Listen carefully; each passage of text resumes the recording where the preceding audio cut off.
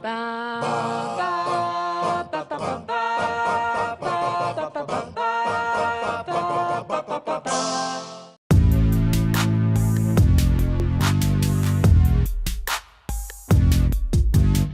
Hey, what's going on, everybody? I wanted to let you guys know that I did get a chance to see Star Wars The Last Jedi on Monday and haven't been able to talk about it until now. And, I wasn't sure how I wanted to review this movie, but I decided that instead of trying to sit at my set and think of funny things to say and have some scripts written and all that stuff, I just wanted to talk about this movie. First things first, I'll give you guys a general setup of what's going on at the beginning.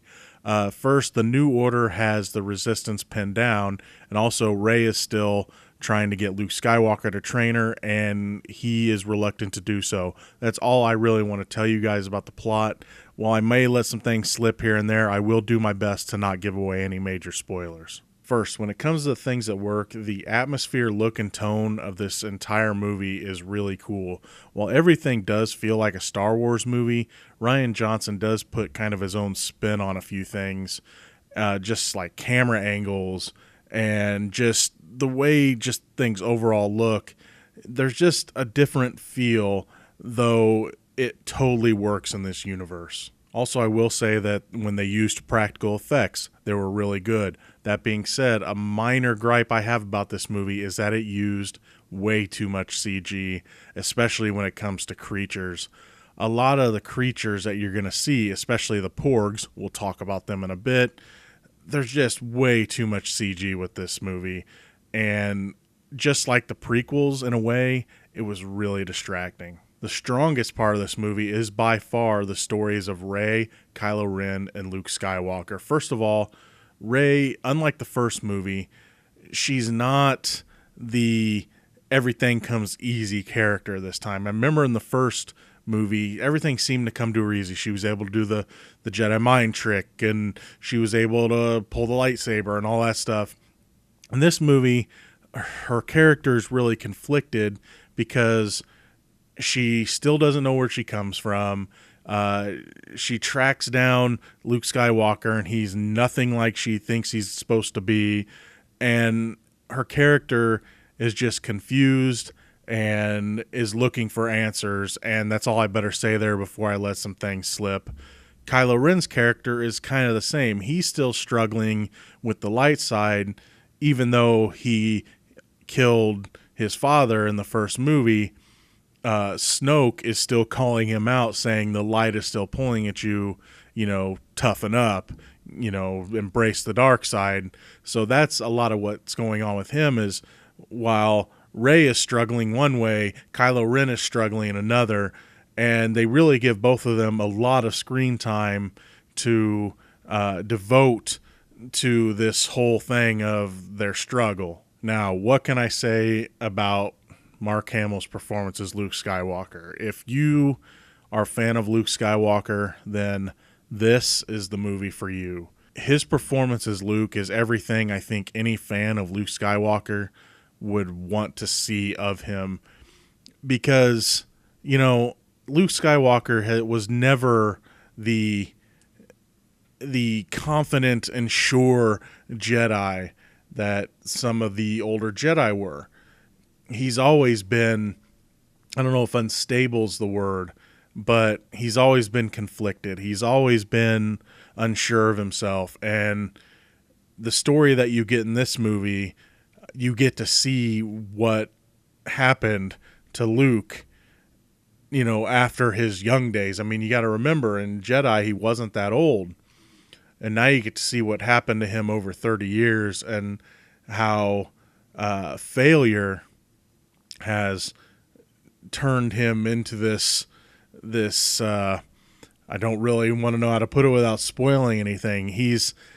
Let's just say failure has weighed heavy upon him. And again, this is the best performance that Mark Hamill has ever given as Luke Skywalker, and I would dare say this is one of the best performances he's ever given. I will say it's not all dark, though. There is glimpses of young Luke, too, especially when he sees R2 for the first time in a long time. That's a pretty touching scene, and you kind of get that old magic of young Luke in there, and So it's not all dark for him, I will say that. But I will say the majority of his performance is very unsure and just very unstable, we'll say, that he's not really sure where he belongs in this world, which wouldn't make him a good teacher for Rey. While I won't spoil anything, I will say this. The three of their characters, their story arc as a whole, is, again, by far the best part of the movie, and as a fan of Star Wars, extremely satisfying. Another thing that really works is BB-8. If you like BB-8 in the first movie, you're going to love him in this one. That's all I really need to say. He's BB-8. That being said, I will say the anti-BB-8's there just to sell toys, but hey, this franchise has always been about selling toys, right? The Millennium Falcon and Chewie get some nice scenes in this movie as well. The movie deals a lot with legends and things like that, and there's a scene where the Millennium Falcon is very important in, and you kind of see where some characters' arguments about legends are valid, being against them, and then some are valid being for them.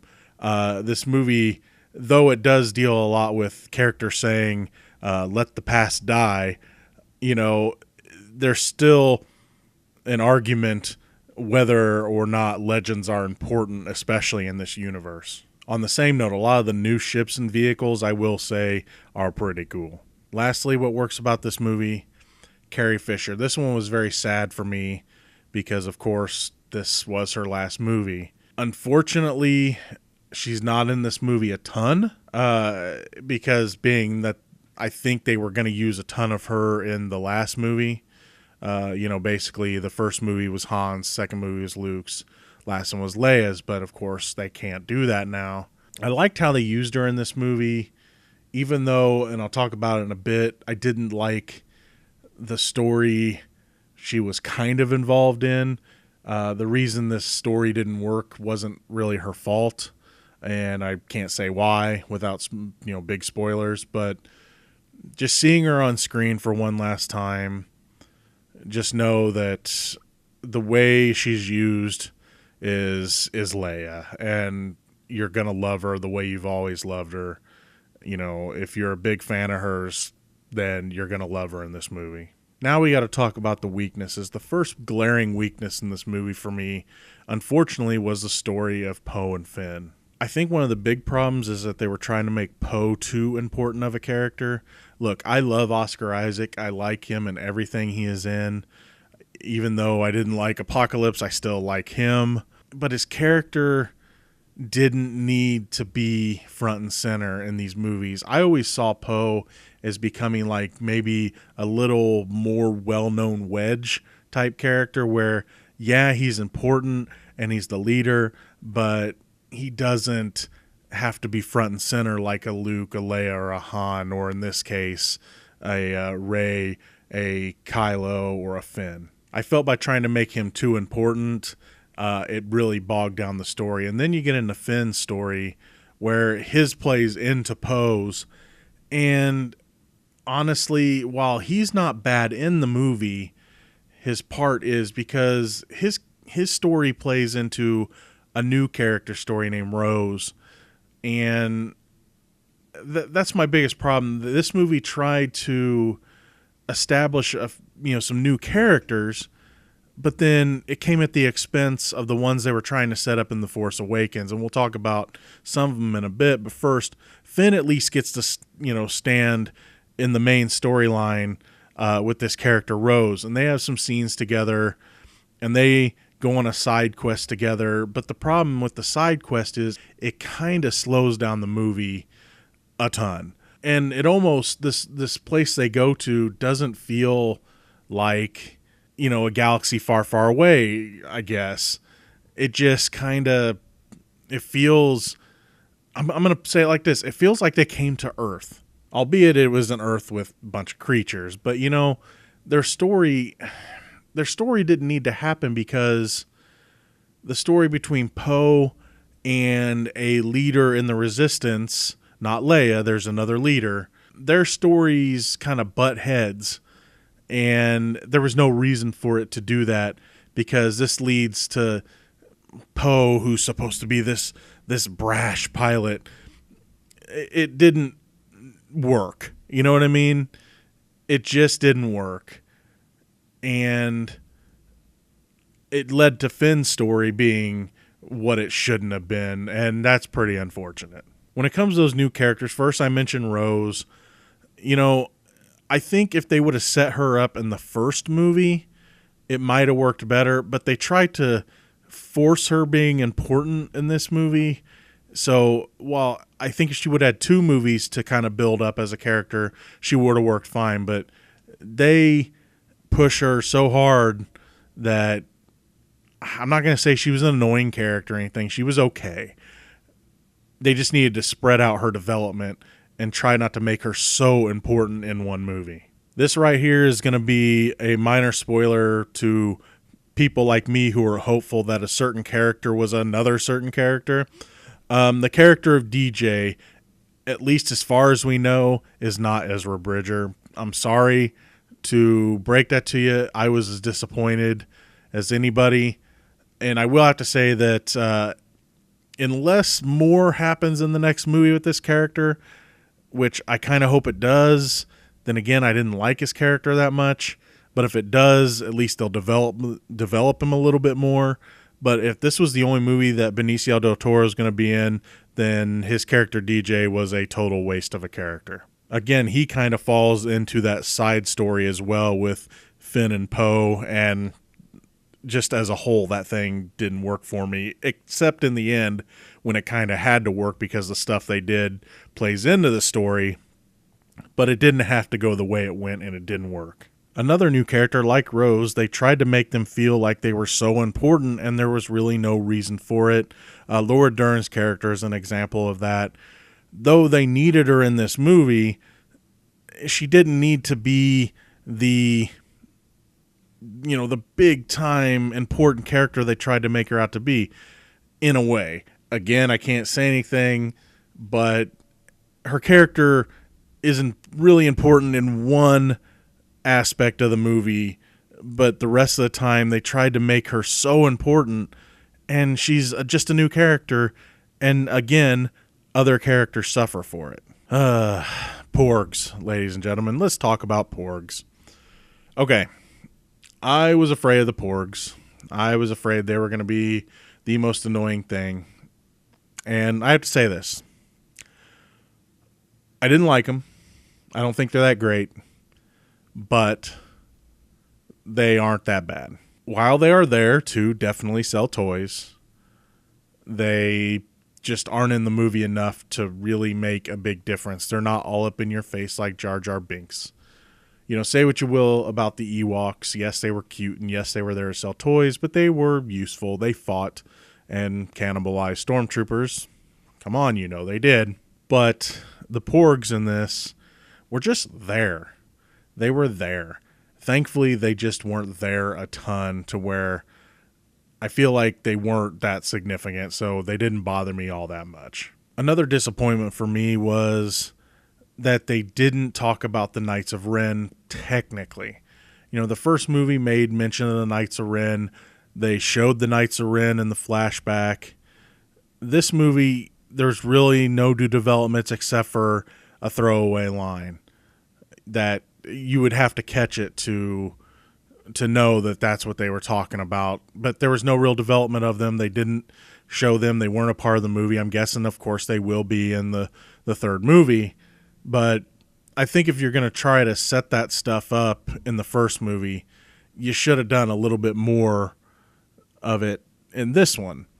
And I think that the Poe and Finn story, again, strikes because it took so much of the movie unnecessarily that it took away from more of what they could have added to Kylo Ren's story, which could have included the Knights of Ren. Let's talk about the waste of characters. First, and I hate saying this because I love Gwendolyn Christie. I mean, I got a thing for her, and I was so excited when she was in this movie, but I hate saying this. Captain Phasma is the Boba Fett of this new trilogy. And look, I know people love the Fett, right? the Boba Fett's so cool. In the, well, I guess it's the, was the extended universe. Now it's the Legends or whatever. Boba Fett was so awesome and he crawled out of the solid. I don't want to hear any of that stuff about any of these characters, right? That, well, in the extended, in the books, in this. No. The movies are what count. And when it came to Captain Phasma, she was just like Boba Fett. Look, Boba Fett walked down a hallway, flew a ship, stood in Jabba's chamber, stood on Jabba's ship, and got knocked into the Sarlacc pit by a blind guy with a stick. That's the extent of Boba Fett in the movies, right? And then, heck, Boba Fett in the prequels at least got to take some shots at a Jedi, right? Granted, his dad was a punk, but he at least got to do something there. And in Clone Wars, he got to do something. I mean, but what counts for me is these movies. And Phasma was built up as this just awesome, just scary soldier. And yes, there is a scene where she gets to be scary, but you know what? As little as she's been used in these two movies, yeah, I'm calling it. She's the Boba Fett. Next is Snoke. First of all, when Snoke talks, look, I know it's the same guy. I know it's Andy Serkis, but there's certain words that he says that you definitely hear the Gollum, right? Because he says the word raw, and all I could think of is raw and wiggling from Gollum. Snoke is another character I thought that they didn't do a lot with. In a way, he just felt like a stand-in emperor for me. And I'm not saying stand-in because the emperor's in this movie. He is not. But I just say he just feels like the stand-in emperor. We need a guy that looks and feels like the emperor. Well, here's this guy, Snoke.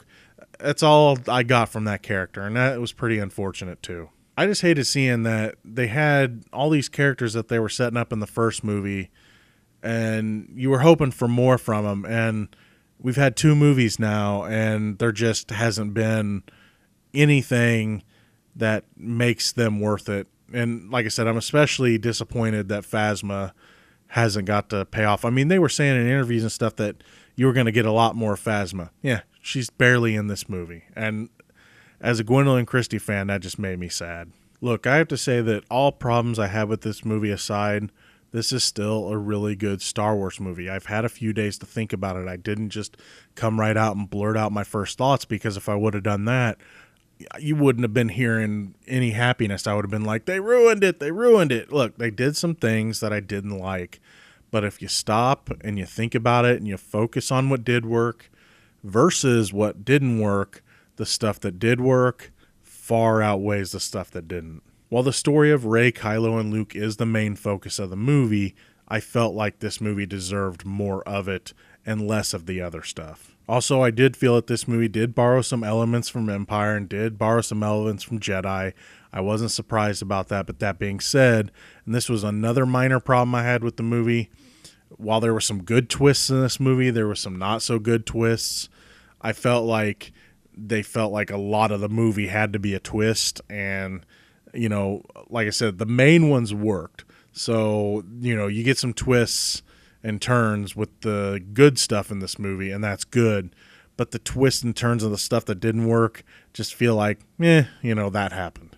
After giving it a lot of thought, I like this movie. I like where it's going to go from here. Granted, I don't know where that's going to be, especially since Carrie Fisher passed away.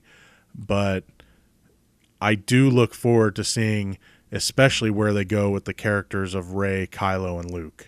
I do like this movie answered some really big questions, like why did Kylo Ren turn, or why did Luke run away, or who Rey's parents are. That's right, we actually learn who Rey's parents are, technically.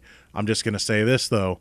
That's if you can believe the person that tells her who her parents are, and I have my doubts. For what it does right, it does really right, and that's way better from what it does wrong. So I like this movie. I wanted to love it, and I do love parts of it.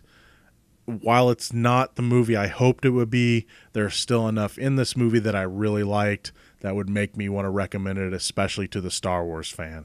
As always, thank you so much for watching. What did you think of Star Wars The Last Jedi? Feel free to comment on it down in the section below. Until next time, I'm Gino Reynolds from The Real Gino.